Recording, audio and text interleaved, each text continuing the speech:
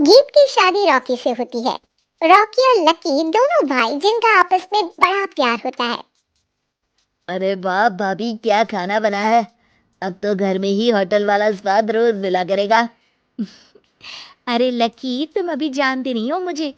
तुम बस डिश का नाम बोलो, मैं तुम्हें इसी किचन में बना कर खिलाऊंगी।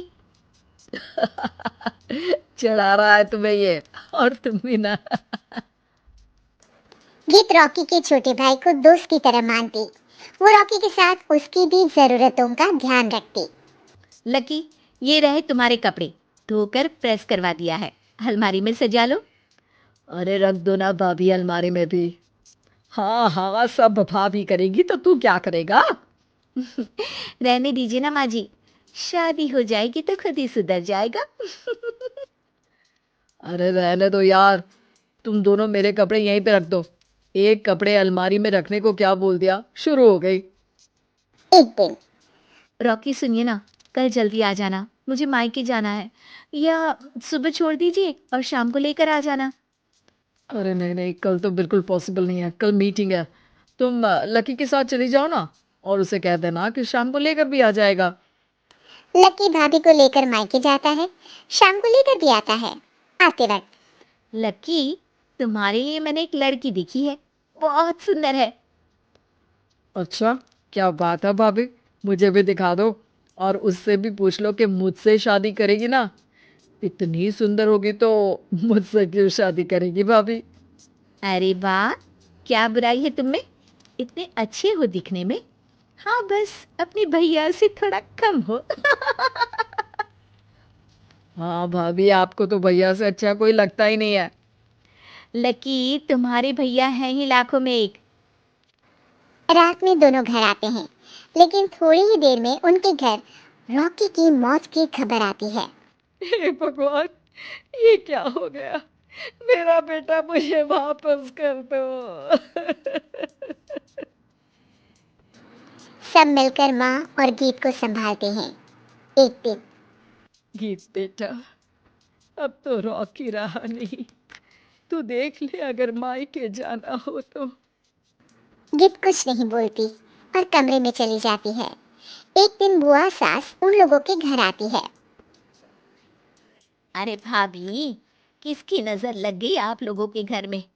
मुझे तो लगता है कि इस लड़की के ही पैर ठीक नहीं है, तभी तो आते ही हमारे घर का चिराग खा गई। बुआ सास की बात सुनकर गीत को रोना आ जाता है। वो अपने कमरे में जाकर जोर जोर से रोने लगती है। लकी को ये सब देखकर अच्छा नहीं लगता। बुआ क्या बोल रही हैं। किसी का जीना मरना ऊपर वाले के हाथ होता है, ना कि किसी के पैर पर। अरे देख लो भाभी, छोटा भी हाथ से निकल रहा है। ऐसा ना हो कि ये लड़की सबको आपके खिलाफ कर दे। तभी वहां गीत चाय लेकर आती है। लीजिए बुआ जी, चाय पी लीजिए। बुआ तो घर से चली जाती है, लेकिन सास के मन में गीत को लेकर नेगेटिव विचार भर जाते हैं। अब देख गीता, बहुत हुआ। यहाँ रहकर भी कुछ नहीं होगा। अच्छा होगा कि अपने मम्मी पापा को बोल के तुझे यहाँ से लेकर जाए। और गीत अपने मायके चली जाती है, जहां आस पड़ोस के लोग कहते हैं, अरे रे, बेचारे की शादी के 2 साल ही हुए थे, लेकिन पति नहीं रहा। सास ने भी घर से निकाल दिया। देखो, भाई भाभी कब तक साथ रखते हैं। और शादी करा देनी चाहिए इसकी तो। उम्र ही क्या है इसकी। हाँ, लेकिन करेगा कौन। एक तो शादीशुदा, ऊपर से कलंक पति की मौत का। तभी वहां लकी आ जाता है और वो पड़ोसियों की बात सुन लेता है। लकी तुम।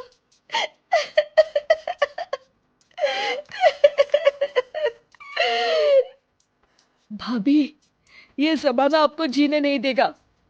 लेकिन आप चिंता मत करना, मैं आपको आपके हिस्से की सारी खुशियां दूंगा। लीजिए, माँ ने आपका ये बैग भेजा है। इसमें आपके ज़रूरी सामान है जो वहीं रह गए थे। लकी देखता है कि गीत को ससुराल से लेकर मायके तक हर जगह सिर्फ ताने ही सुनने पड़ते हैं। वो सीधे अपनी माँ के पास जाता है। माँ, एक बात सुनो। ये कहाँ का न्याय है। एक लड़की जो छोटी सी उम्र में अपना पति खो चुकी है, वो अब दुनिया के ताने भी झेल रही है। यार, ये तो गलत है ना माँ। हमें भाभी का सपोर्ट करना चाहिए। क्या भैया होते तो भाभी को ऐसा देखकर दुखी नहीं होते? अरे देख लकी, ये समाज ऐसा ही है। और भैया होते तो गीत की ये हालत होती ही नहीं। बिना पति के औरत को तो ये सब झेलना ही पड़ता है। लेकिन कोई तो जरिया होगा ना माँ। भाभी भी हमारे परिवार का हिस्सा है। हम कुछ तो कर सकते हैं ना उनके लिए। हिस्सा है नहीं, हिस्सा थी। और अब तू ज्यादा ना भाभी भाभी करना बंद कर दे, समझा? कुछ दिन ऐसे ही बीतते हैं और एक दिन लकी देखता है कि गीत उसके ही कॉलेज में पढ़ने आई है। अरे भाभी, आप यहाँ कॉलेज में कैसे? लकी, मैंने पढ़ने का निर्णय लिया है। शादी के कारण मेरी पढ़ाई को बीच में ही रोक दिया गया था, पर अब जब कुछ नहीं बचा तो मैंने सोचा पढ़ाई में ही मन लगाऊं। अरे आपने बिल्कुल सही सोचा भाभी। किसी भी तरह की कोई भी जरूरत हो तो प्लीज बिना किसी हिचक के बताना। मैं हूं आपकी मदद के लिए। लेकिन कहते हैं ना, गीत की जिंदगी में सब कुछ बहुत दिनों के लिए ठीक नहीं रहा और एक दिन क्लास में अरे ये विधवा है, इसकी तो शादी हो चुकी है। क्या आप बात कर रहे हो? हमारे साथ तो बैठकर ऐसे पढ़ाई करती है जैसे बच्ची हो। और अब बच्ची नहीं, बहुत शातिर है ये। किसी को नहीं बताया कि ये शादीशुदा है, वरना हम इसे आंटी आंटी कहकर पुकारते ना। अरे अब तो पता चल गया ना, आंटी जी। Aunty aunty. फिर क्या, सभी गीत को आंटी बोलकर चिढ़ाने लगते हैं। गीत को रोना आ जाता है और वो क्लास के बाहर जाकर रोने लगती है। सामने से लकी आ जाता है। अरे क्या हुआ भाभी, आप रो क्यों रही हैं? तभी पीछे से एक लड़की आ जाती है। हे हैंडसम, इस औरत से ना दूर रहना, इसके प्यार में मत पड़ जाना, क्योंकि ये शादीशुदा है। हमारे साथ झूठ बोलकर हम जैसी ही रह रही थी। हाँ तो क्या गलत है? सही उम्र में तुम्हारे माता पिता तुम्हारी पढ़ाई छुड़वा देते तो आज तुम भी शादीशुदा ही होती ना। और इनका पति नहीं रहा, उसमें इनका क्या कसूर? अरे कोई अपने जीवन को नई शुरुआत दे रहा है तो तुम लोगों को क्यों मिर्ची लग रही है? अरे तुझे बड़ी दया आ रही है, कर लेना तू शादी।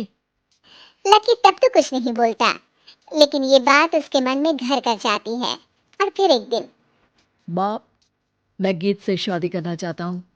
अरे क्या बक रहा है बेटा, तेरा भाई तो खा गई वो। अब मैं अपना दूसरा लड़का नहीं खो सकती। नहीं माँ, मैं गीत को यूं परेशान नहीं देख सकता।